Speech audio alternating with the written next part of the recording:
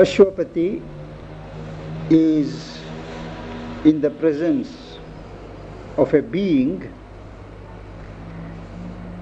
which he cannot describe or define, a being with which he feels close at times and at times very far, and he experiences that when this deity comes close, his heart is full. Everything has a meaning. But when it withdraws, the greatest actions seem dull. Now to continue, the order of the immemorial planes, the order of the planes to show that this is an organization. The planes are there in a set order to serve a purpose. The godlike fullness of the instruments mark that the instruments are godlike, and they have been developed to their fullness. Even these, the planes, the instruments, were turned to props for an impermanent scene. They look as if they were only props to keep going a scene that turns out to be impermanent. But who that mightiness was, he knew not yet. As we observed, Ashwapati does not yet know what's that mightiness. Impalpable, yet feeling all that is. It cannot be seized by his senses, yet it pervades everything. It made and blotted out a million worlds, and took and lost 1,000 shapes and names. This mightiness, this deity, appears as if it has created and wiped out innumerable worlds, takes and loses 1,000 shapes and names. You will remember here what we once observed about forms and names, that intrinsically forms and names have a significance of their own. It wore the guise of an indiscernible vast, or was a subtle kernel in the soul. He feels it as something vast which he cannot discern into its contents. But at the same time, he also feels it as the core, the subtle core of his soul. A distant greatness left it huge and dim. When it is felt to be distant, he experiences it as something huge, but at the same time dim, vague, not clear. A mystic closeness shut it sweetly in. And when he feels it within himself, he has a feeling of sweetness and a closeness which can only be described as something mystic. It seemed sometimes a figment or a robe, and seemed sometimes his own colossal shade.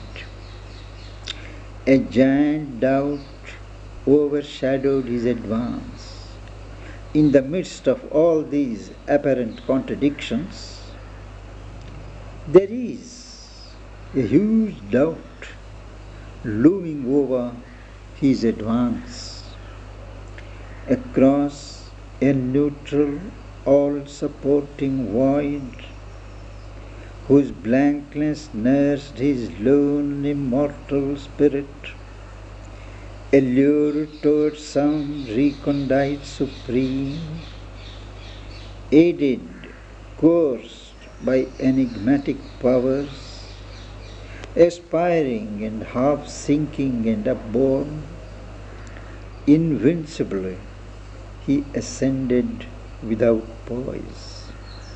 The main sentence is that he ascended without poise. And his ascent takes place across an all-supporting and at the same time a neutral, an impersonal void whose blankness nurses, as it were, his lone immortal spirit, because by this time he has shaken himself free from all involvements, all attachments.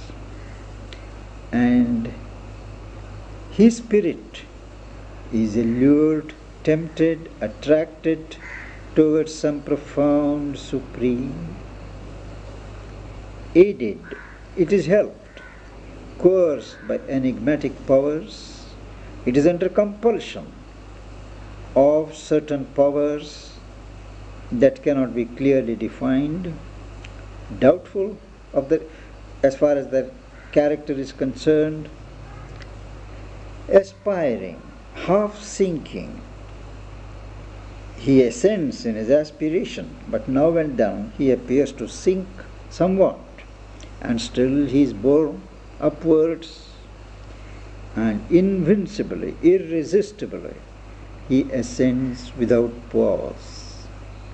Always a signless, vague immensity brooded, without approach, beyond response. As he ascends, he aspires this featureless, indeterminate immensity which is brooding, silently dwelling upon itself, without approach, without a route to reach it, beyond response. It is beyond the line that could permit communication, condemning finite things to nothingness. By its very immensity, it condemns all limited things to nothingness, fronting him with the incommensurable, with the infinite, unmeasurable. Then to the ascent there came a mighty turn. His ascent comes to a stop, but it is a very mighty stop. A height was reached where nothing made could live. Nothing created can live at that height. A line where every hope and search must cease, neared some intolerant bare reality. His journey reaches some nude reality which is intolerant of everything and anything else. A zero formed, pregnant with boundless change. It is a zero, not an empty zero, mind you, but something potent, pregnant with limitless change. On a dizzy verge where all disguises fail and human mind must abdicate in light, the mind, its role being over, it has to yield place to something else. Either it must abdicate in light or die like a moth in the naked blaze of truth. You know those fireflies, insects, which rush wherever there is a flame and they fall into it and die. That's the option open to him. His human mind, it must either abdicate and yield place to light or end itself like a moth in the bare blaze of the flame of truth. He stood compelled to a tremendous choice. What's that choice? All he had been and all towards which he grew must now be left behind. All that he has grown into, all that he has cherished, all that must be dropped. Or the second choice, or else transform into a self of that which has no name. Or all of himself has to be transformed into the self of that reality which is nameless, alone and fronting an intangible force, a force that cannot be seized, that cannot be sensed, which offered nothing to the grasp of thought. Thought cannot hold it, that force. His spirit faced the adventure of the inane. Ashwapati's spirit faces this adventure of the vague, indeterminate vast. Abandoned by the worlds of form, he strove. The worlds of form have been left behind, and he strives. A fruitful worldwide ignorance foundered there. All the worldwide ignorance, the ignorance of the world, which is all pervading, and it is fruitful because it keeps things going, it creates things. It's a creative ignorance. Such an ignorance foundered there. It fell, broke into pieces. Thought's long, far circling journey touched its close. Thought, the journey of thought is always far circling, it circles and circles in long rounds. Now that too touched its frontier, and ineffective paused the actor will. Mark the word actor will. We think our will is our own, but actually our will is only playing out something which has been determined for it by someone else. And that will, he stands here ineffective. The symbol modes of being help no more. The usual ways of existence, symbolic of some realities, are no more helpful. The structures nations built collapsing failed, and even the spirit that holds the universe fainted in luminous insufficiency. The spirit that pervades and sustains the universe faints here with a luminous, meaningful inadequacy. In an abysmal lapse of all things built, all built things have lapsed into a bottomless pit, transcending every perishable support. All support which has proved to be perishable has been now transcended, and joining at last its mighty origin The separate self must melt or be reborn. This is again the tremendous choice. The separate, the divided self must either melt or be reborn into a truth beyond the mind's appeal. That truth is beyond the reach of the mind. All glory of outline, sweetness of harmony, rejected like a grace of trivial notes. It has its own beauty, it has its own grace. But from here, they look like trivial, very insignificant notes. They are rejected, expunged from being, silence, nude, austere, died into a fine and blissful nothingness.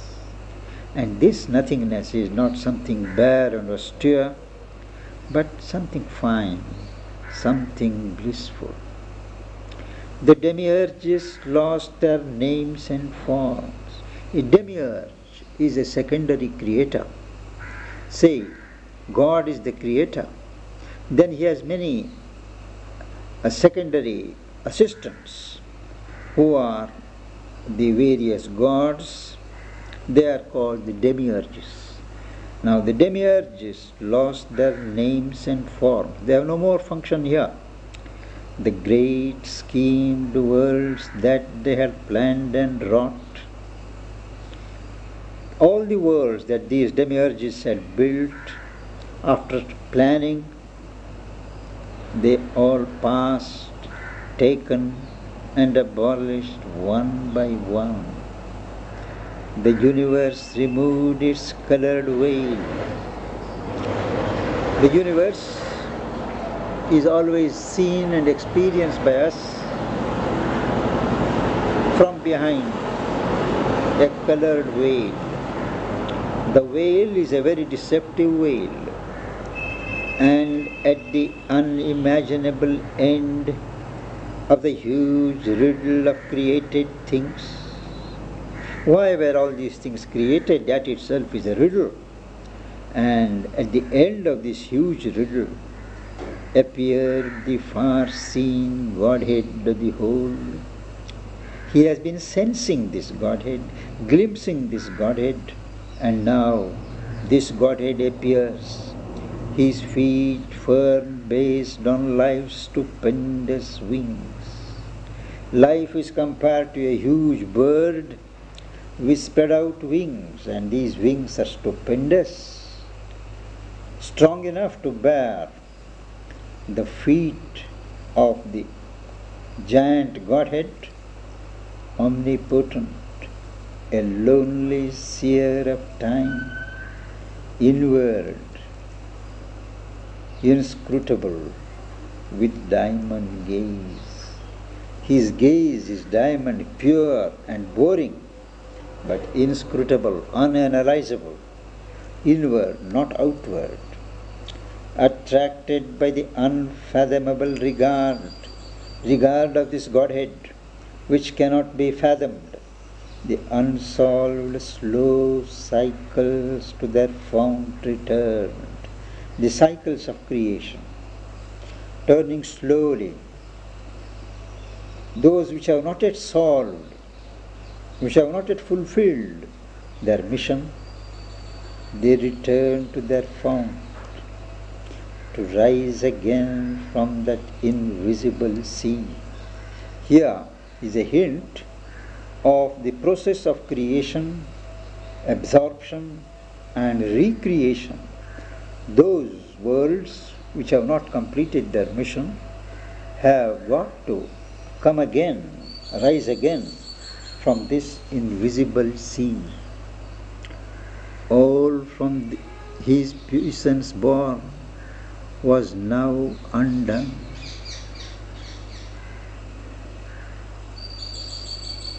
I think we can do it next time. I can catch you. You have 7 minutes more. 7 7 minutes more. It's very good.